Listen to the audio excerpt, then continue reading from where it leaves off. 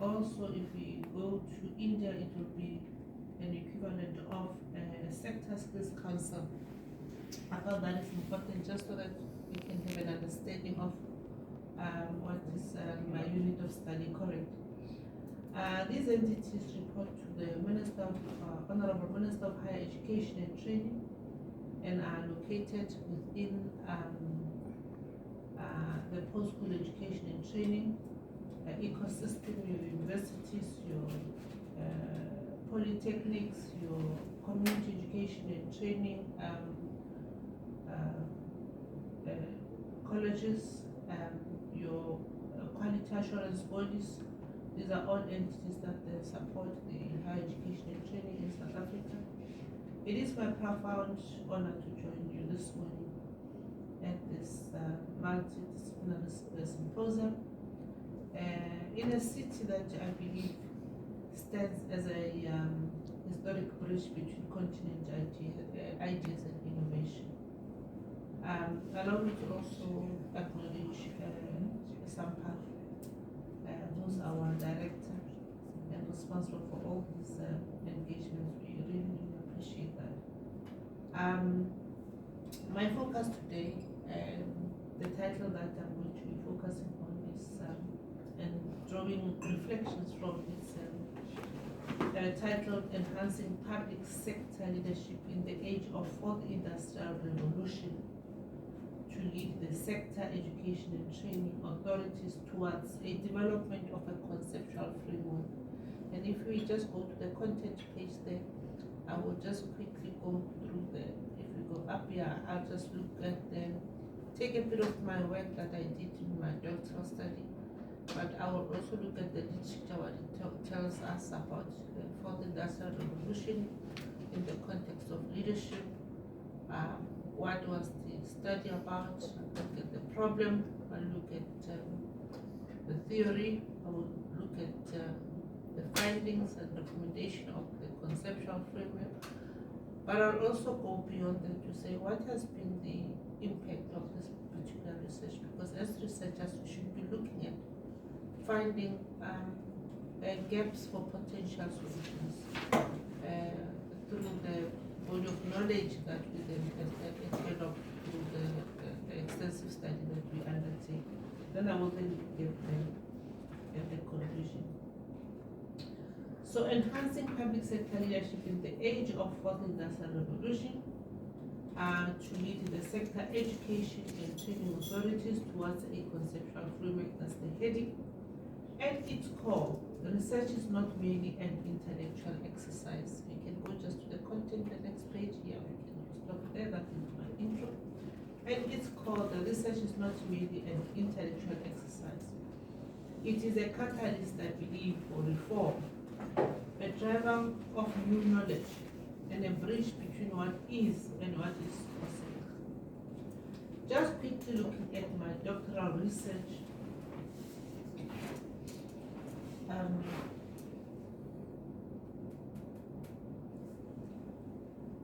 the next slide. Looking at my doctoral research, which finally I started to do something about it in 2016, although I had always thought about starting this very earlier on. But you need to then be disciplined in order to embark on studies like your doctorates and all of that. So my research journey began in 2016, shaped by work-based challenges that weighted heavily on my conscience as the Chief Executive Officer. What kept me awake at night was persistent negative perceptions, from media, from the public, on the sector education and training authorities' reputation. We had trouble with the media coverage on governance and financial mismanagement. The audits of these entities, we had bad audits with qualified financials, leadership environment struggling to keep pace with technological changes. These all, and obviously more, but these are the key reasons, motivated to confront these issues rather than accept them. One embarked on a period of intense investigation. I engaged in continental and international fora examined scholarly debates, and listened closely to stakeholders whose voices are often excluded from policy narratives. By 2017, my conviction to do something fundamental, which would then bring about change. After assessing doctoral programs, local and international, I chose that the Da Vinci Institute, whose TIPS model, which stands for Technology, Innovation, People and System, resonated deeply with my desire to integrate work-based challenges with scholarly inquiry, with formal permission from the Department of Higher Education and Higher Education. I just want to check here, with formal permission from the Department of Higher Education and Training, and pre-informed my consent with the stakeholders who also had to, stakeholders who had to also give me consent, became part and parcel of the journey, and my journey then advanced from challenge towards contribution. In terms of the theoretical, scientific and theoretical foundation, the leadership landscape is vast and evolving. One had to look at the leadership from the beginning, from the great man theory to contemporary models of servant, transformational and multifaceted leadership scholarship, showing us that leadership is not static, but it evolves in response to social demands. Looking at literature, however, one also realized that the literature revealed critical gaps through the analysis of the theories, particularly regarding the impact of 4IR on public sector leadership.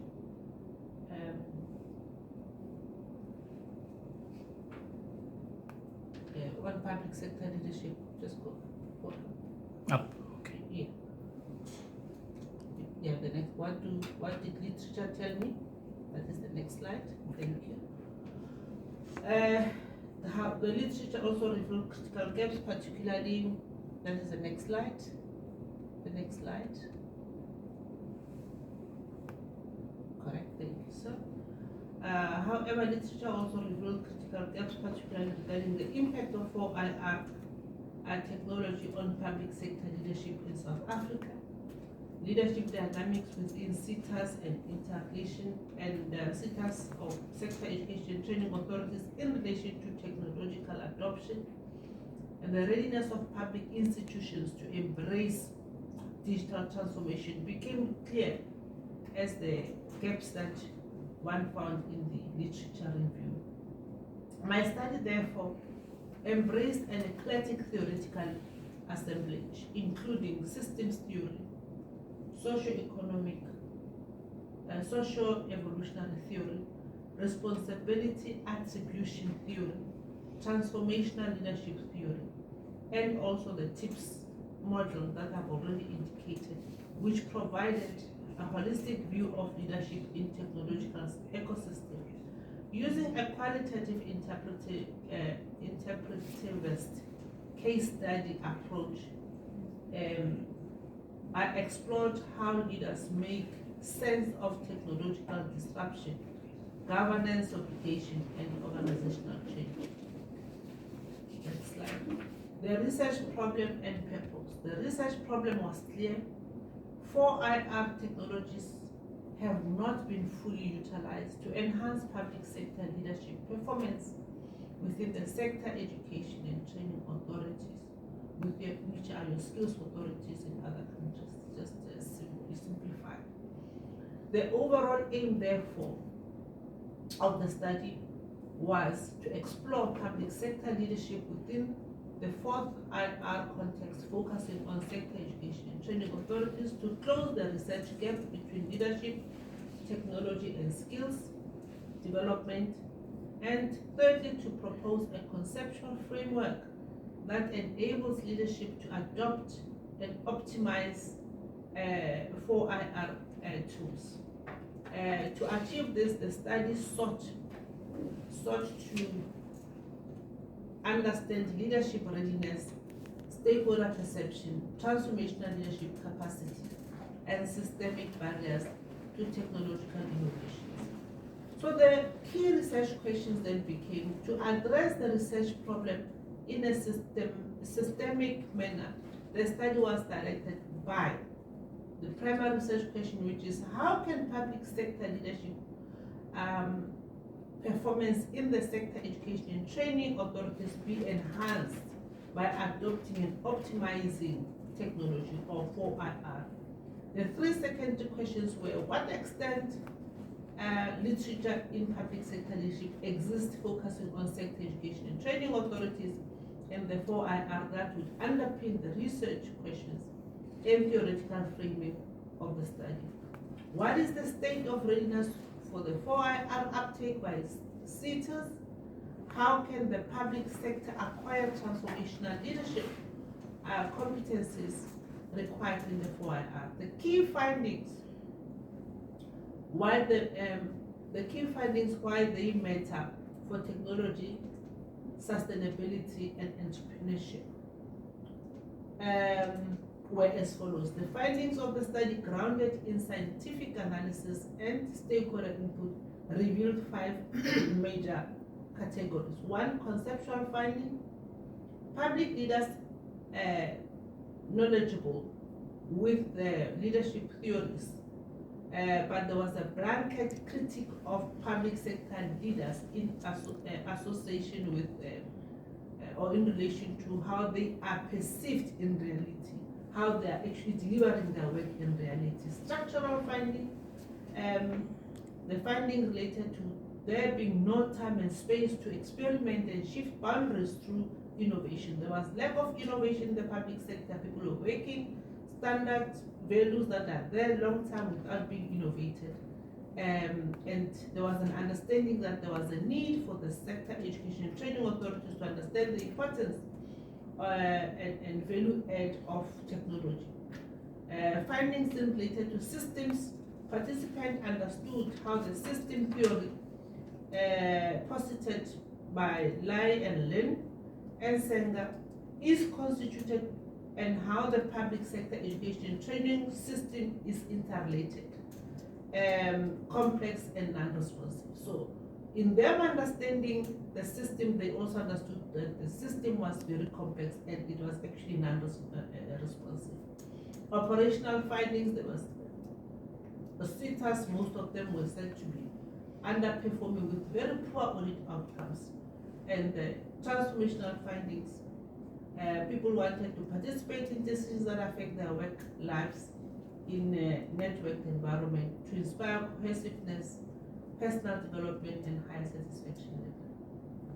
Collectively, these findings highlight a profound sustainable transformation that requires leaders who are technologically adept, ethically anchored, and systematically aware. This is why 4IR is important to strengthen, as it strengthens accountability, transparency, entrepreneurship, and innovation. But it also drives sustainability by optimizing resources and creates new pathways to for citizen empowerment.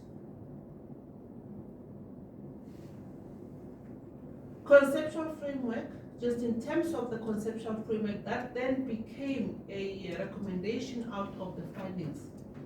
The findings informed the development of a conceptual framework that integrated 4IR capabilities with leadership competencies, organizational conditions, stakeholder ecosystem, and performance requirements. The model offered the sector education and training authorities leaders a structured, practice-oriented approach to assessing institutional readiness, directing interventions, and measuring progress. This framework was anchored by 7 core pillars. 1, organizational complexity, which is applying system thinking to manage interconnected structures. Change responsiveness, which was focusing on cultivating agility and fostering innovation through dedicated mechanism. Leadership development was another core area of conceptual framework which focused on embedding digital leadership competencies into performance and accountability systems. Transformational leadership, which prioritized the vision, innovation, and adaptive capacity through leadership 4.0 development. Ethics and accountability was another area that the research recommended as important characteristic that should form part and parcel of public sector leadership. Collaborative governance as well as digital competence. The framework is action-oriented, positioning 4IR not as a solution in itself, but as an enabler,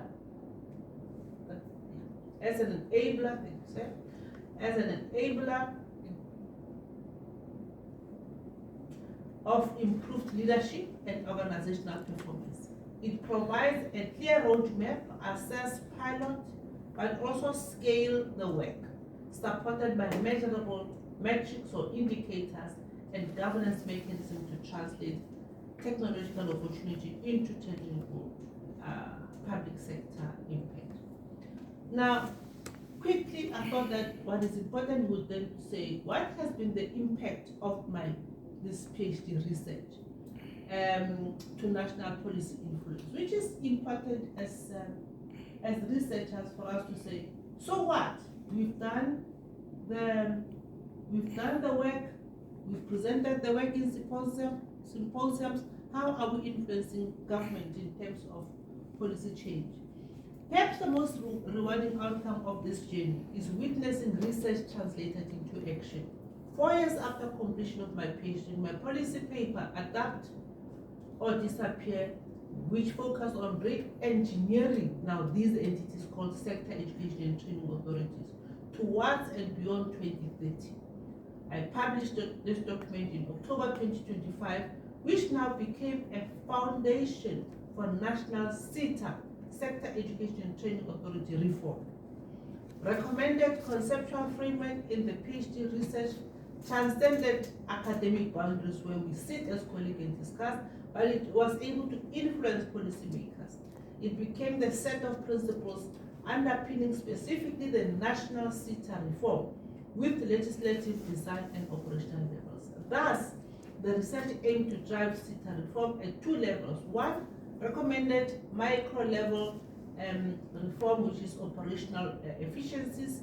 It also recommended macro-level reform, which said beyond 2030 we need to have a legislative review that should have been done to inform the new design of the sector education and training authorities. Influenced by the conceptual framework, the current research proposal produced concrete short and long-term implementation plans, prioritizing the following. As we are skilling, as we are in the education sector, in the skills sector, we should be looking at qualifications that are offering employability as a pathway to entrepreneurship and formal work. We should be looking at sustainability as a national imperative, looking at issues of just energy transition. For an example, the paper that I just published now, it also put forward to say, as part of the reform, we need to bring into context, our education context, just energy transition, and come up with strategic interventions such as the green hydrogen economy, and be able to forecast skills that will be required by the sector and employers so that young people are educated in the right, correct paths. Innovation and technological advancement became another focus for digital transformation as we are moving forward with new education or skills that are required in education, but also to bring about innovation. Products such as your blockchain technologies was then one of the things that we then recommended to say, as we talk about the reform of the sector skills or skills authorities, we need to think of solutions such as blockchain, which is a massive solution that is highly efficient in a very complex structures. The Minister of Higher Education and Training approved the proposal paper that I produced now in October, published, and the Ministerial Reference Group has been constituted to draft a cabinet proposal through an extended consultative process. This marks a journey from academic investigation to policy influence, a testament to the value of engaged scholarship. Beyond institutional change, this reflects a shared ethos familiar to all of us in academia, that technology must serve humanity, sustainability must anchor development, and that entrepreneurship must be nurtured as a force for inclusive socio-economic development, innovation, and equality. In closing, a call to scientifically informed action. As we gather here at this global forum, I invite everyone here to reflect on the immense responsibility we share. Technology alone does not guarantee progress. Sustainability is not a slogan, it is scientific necessity. Entrepreneurship is not merely economic, it is a creative force that shapes societies. The fourth industrial revolution offers us a rare opportunity to build systems that are equitable, innovative, transparent, and future fit. May this session, as we engage as a collective, bring about